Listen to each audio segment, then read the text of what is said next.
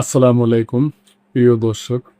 আপনারা জানেন যে বাংলাদেশে ৩ চাকার যানবাহন অনেক হয়ে গেছে। দেখা গেল যে কিছু লাইসেন্স আছে, কিছু লাইসেন্স নাই। যে যেইভাবে পারতাছে ওইভাবেই আর রাস্তায় নামিয়ে দিচ্ছে।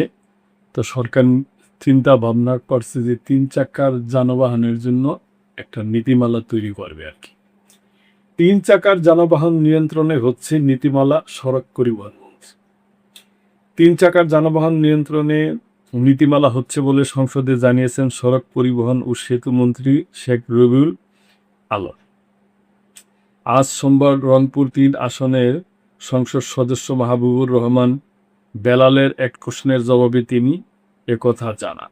সড়ক পরিবহন মন্ত্রী আরও জানিয়েছেন, এই নীতিমালার আওতায় বাধ্যতামূলক নিবন্ধন, চালকের লাইসেন্স, নির্দিষ্ট রুট, নির্দিষ্ট ও সড়ক পরিবহন আইন ২০১৮ অনুযায়ী আইন প্রয়োগের ব্যবস্থা রাখা হবে।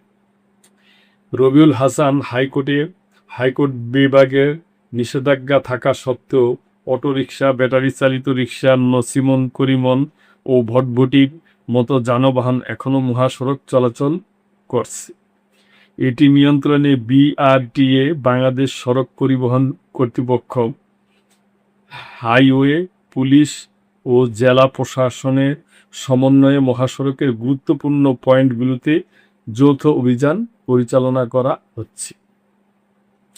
টাঙ্গাইল-৭ আসনের সংসদ সদস্য আবুল কালাম আজাদ সিদ্দিকীর এক প্রশ্নের জবাবে সড়ক পরিবহন মন্ত্রী বলেন, বিআরটিএর তথ্য অনুযায়ী দেশে বর্তমানে নিবন্ধিত মোট মোটরসাইকেলের সংখ্যা ৪৯,৯৭,০৯০টি। অনিবন্ধিত মোটরসাইকেলের মালিকরা প্রয়োজনীয় কাগজপত্র দাখিল করে নিবন্ধন নম্বরের জন্য আবেদন করতে পারবে। জাতীয় নাগরিক পার্টি এনসিপির সংসদ সদস্য আবদুল্লাহ আল আমিনের এক প্রশ্নের জবাবে রবিউল আলম জানান, গাবতলী থেকে ঢাকা শহর হচ্ছে নারায়ণগঞ্জ পর্যন্ত ৩০.৪০ কিলোমিটার দীর্ঘ এমআরটি লাইন ২ এর রুটে নারায়ণগঞ্জ শহরকে অন্তর্ভুক্ত করা হয়েছে। উন্নয়ন সহযোগী খোঁজার জন্য প্রস্তাবটি পরিকল্পনা কমিশনে পাঠানো হয়েছে এবং অনুমোদন ও অর্থায়নের সিদ্ধান্তের অপেক্ষায় রয়েছে। তিনি আরও বলেন, দক্ষিণ কোরিয়ার এক্সিম ব্যাংক প্রায় ১৬ কিলোমিটার দীর্ঘ এমআরটি লাইন ৪ কমলাপুর থেকে নারায়ণগঞ্জের মদনপুর প্রকল্পের সম্ভাব্যতা সমীক্ষা সম্পূর্ণ করেছে, যেখানে উড়াল ও ভূগর্ভস্থ উভয় অংশ থাকবে। সংরক্ষিত নারী আসনের সংসদ সদস্য নীলুফার চৌধুরী মনির প্রশ্নের জবাবে তিনি বলেন, বর্তমানে ৬৭টি সেতুতে টোল আদায় করা হয়। টোল সরকারি রাজস্বের একটি উৎস এবং সরকার প্রয়োজনীয় অনুযায়ী তা চালু বা বন্ধ করতে পারে।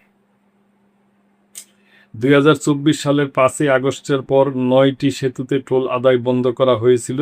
এর মধ্যে ২টিতে পুনরায় টোল আদায় চালু হয়েছে আর ৭টি এখনও টোলমুক্ত রয়েছে। দ্বিতীয় যমুনা সেতু প্রকল্পটি সরকারের একটি গুরুত্বপূর্ণ নির্বাচনী অঙ্গীকার বলেও উল্লেখ করেন সেতুমন্ত্রী। রেলমন্ত্রী জামালপুর-৩ আসনের সংসদ সদস্য মোস্তাফিজুর রহমান বাবুলের এক প্রশ্নের জবাবে তিনি আরও বলেন, মহাপরিকল্পনা অনুযায়ী ২০৩৩ সালের মধ্যে সম্পূর্ণ করার সুপারিশ করা হয়েছে। সম্ভাব্যতা সমীক্ষার জন্য পরামর্শক নিয়োগের কাজ চলছে এবং শীঘ্রই চুক্তি স্বাক্ষর হবে। সমীক্ষার ফলাফলের ভিত্তিতে সেতুটি বগুড়ার সারিয়াকান্দি থেকে জামালপুর, মাদারগঞ্জ অথবা গাইবান্ধার বালাসীঘাট থেকে জামালপুরের দেওয়ানগঞ্জ পয়েন্ট পর্যন্ত নির্মাণ করা হতে পারে বলে যোগ করেন তিনি। এনসিপির সংসদ সদস্য আব্দুল হাসনাত আবদুল্লাহর এক প্রশ্নের জবাবে রেলমন্ত্রী বলেন, বারবার পাসওয়ার্ড পরিবর্তনের মতো সন্দেহজনক অনলাইন টিকিটিং কার্যক্রমের কারণে গত ৩ মাসে ৭,৮১০টি অ্যাকাউন্ট ব্লক করা হয়েছে।